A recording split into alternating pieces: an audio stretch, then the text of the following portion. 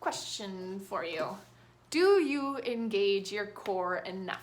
There are 3 exercises that I do every day that I know is supporting my spine. And that's really what this core and this foundation that we have here, which I call the core corset. If you've been to my classes, you know I talk about it a lot. But we're constantly trying to create this brace for our spine so that we don't have back pain and so that we don't have these crinks and crannies in our neck and shoulders. In my practice, all I want to do is just prevent injury. I don't want anybody to get injured. I don't want pain. I don't want people to feel sluggish and low energy. So if that's you, come reach out to me. But we're not gonna go over that right now because I have 3 exercises that I wanna show you. They are very technical. You might look at it and be like, you know, I know those exercises. Those are so easy. I do them all the time. But kid you not, if you're doing them all the time and maybe you're not feeling it, you might actually be doing it wrong. So think again, watch this video, let me know what you think at the end, because we're gonna dive right into it right now. So with that said, let's get onto the floor, get your mat, and we're gonna start with a little bit of a core bracing technique. So you're going to bring your back all the way on the ground, and you're gonna notice that right when you lay down, there's this space in between, or at least there should be a little bit of space in between your back arch. Our spine has this curvature, okay? So, and it's probably really awkward, you know, curvature like that. And so you always want your spine to be neutral. You shouldn't be pressing your back onto the mat because then, okay, we're out of alignment now. So creating, you probably just saw it, I just lifted up a little bit because that's how I naturally can lay down, okay? And that feels good to me. If you feel like you're having trouble with a little low back pain, maybe bringing one leg up and kind of like bringing it down like that is going to adjust you a little bit better. But with that said, you're going to extend one leg straight. If I can, there's not much space around here. I know you can't really see my head, but you're really focusing on here. So with one leg extended, we are connecting these little bitty muscles, actually these long ones, that go right into our pelvis, the transverse abdominal muscles. And so whenever we crunch up, we're activating those muscles. However, if you're not exhaling and if you're not completely core bracing, then you're not going to engage these little guys in there. So with that said, what I want you to do is put your hands underneath your back and right in between that space that comes up a little bit if you have it. If not, then you're just putting your hands like right at the sacrum there. So there's that tightness in there. And then once you're here, you're going to tuck that chin. By tucking your chin, pushing your chin down, you're going to create a little double chin. But not only that, you're going to create a straight cervical spine here, which is super important. And this is probably what we should be doing every day when we sit at our desk, when we're standing. Something that we, at all Americans and human beings, are being tisk on because we have this forward head problem. So with that said, tuck your chin. And now with an exhale, I want you to contract these ab muscles. Just right then and there, you're trying to breathe that air in, inflate this lower abdominal so that diaphragm is filling up. And then exhale, push that down by contracting all these muscles, okay? Think about that, okay? And when you feel that tightness, that's the core bracing I'm talking about. There's still this space behind my back. When I do that, I do feel a little pressure, and that's okay, because these are our sensors. We're gonna say, oh, okay, I feel a little pressure in my hands. That must mean my rectus abdominal muscles are engaged. Those are our six-pack ab muscles. All right, so now that we got that, our chin tucked, our exhale, and now with every exhale after that, you're gonna lift your head up and back down. Did you feel that muscle? Okay, now do it again. Tuck that chin. Try not to strain your neck. Okay, and exhale up and down. The next time you do it, I want you to hold for 10 seconds. This is typically what you should be doing. So exhale, chin tuck, hold, 10, 9, 8, 7, 6, 5, 4, 3, 2, and 1. you'll want to do that a few more times. I don't want to tell you exactly how many you should do, but enough to really engage it. I typically do about 6 times on each of these sides, so then I'll switch my legs, extend the other one, and do the same thing. Good. If you have questions about this one, feel free to reach out to me. There are some people who really actually can't feel that. Maybe because some of those muscles in there have gone dormant, and there's a bunch of other techniques to really engage the full pelvic floor muscles. But we're not going to get into that today. These are just the 3 top pick exercises that I want to show you to establish a core foundation. And if you haven't already checked out my website, there is a class called Core to Foundation, and you would benefit from that if you feel like you're not engaging enough. So the next one, oh, not quite that one. We're gonna do a little side plank. So we just went over the front abs, engaging that core bracing. You wanna keep that feeling that you had with the forward core brace.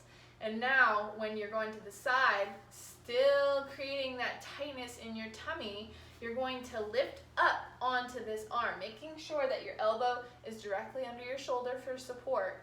And you're not cranking your head down or up, whichever funky way that people do. And then your other point of contact is going to be at your knees. So you're going to lift up here and hold. If this is too much for that knee, you can always fold your mat and give a little more cushion, or maybe put a pillow underneath. But then you're holding, and you should feel this side oblique get engaged. Okay, and you're just holding there for 10 seconds again. Breathing, just shallow breathing, nothing crazy. And then go back down and relax. 10 on that side, 10 on the other side, and then you switch back and forth however many times you want.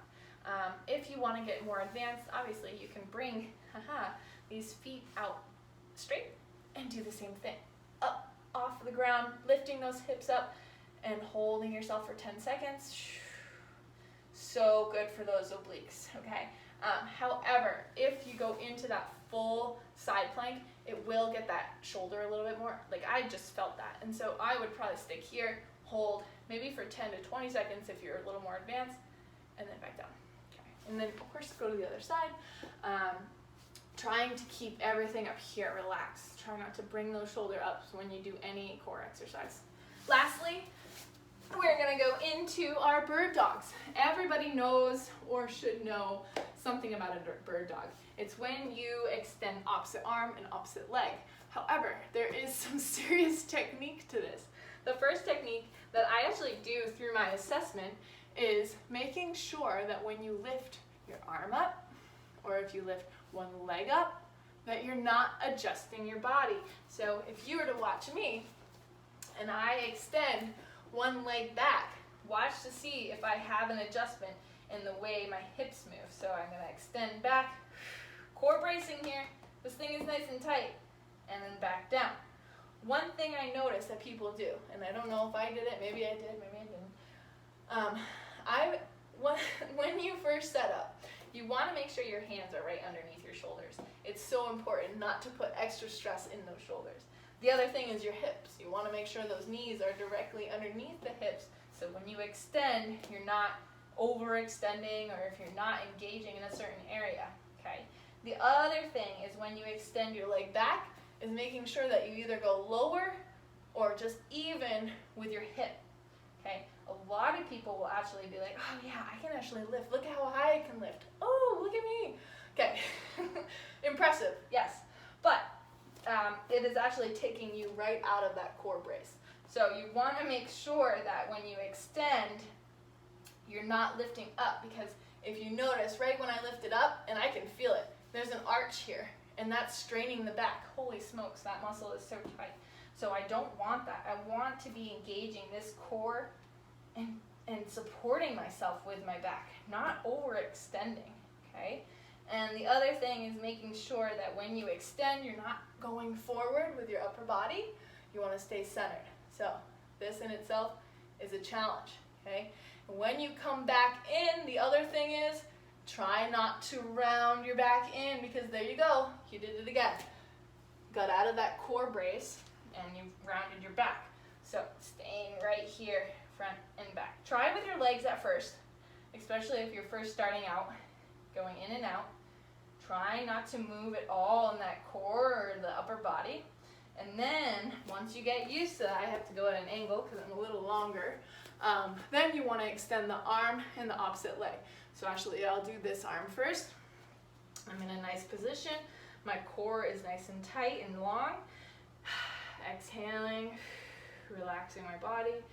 Okay, and now I'm going to raise my fist up to my shoulder. I'm going to clench this fist. You know why? Because it's going to engage these back muscles, which is exactly what we're doing. That's all part of the core. So, clenching my fist, I'm going to punch forward, extend. See, I'm hitting the couch. Extending back a little bit. I'm a little high, so I'm going to get out of the way so I can get this little angle better. So, extend, and then back in. You're not rounding, staying right where you are. And I tell you what, this is definitely your core working. I actually sweat during this one because I am focusing so much on keeping my core still. And then once you kind of get used to the movement, then you hold for 10 seconds. Try to brace that, balance yourself, and then come back down. And then you can switch sides. Now, if you want to advance even more from that, keeping your body still, extend, hold for the 10, and do squares with your fist. Around in a circle. You're still embracing that core. You're trying not to sway any. I feel like I'm swaying because I'm a little off center. But for the video's sake, that's kind of what it looks like. So try those out. Give it a try and let me know how it goes, because those are my top 3 that I do every day. It's gonna help you in the long run. It's gonna help you with posture and the way you hold yourself. It's gonna make you feel so much better. If you have more questions or maybe you want more, reach out to me. I'm always happy to help you out. If not, keep moving your body and have a lovely day.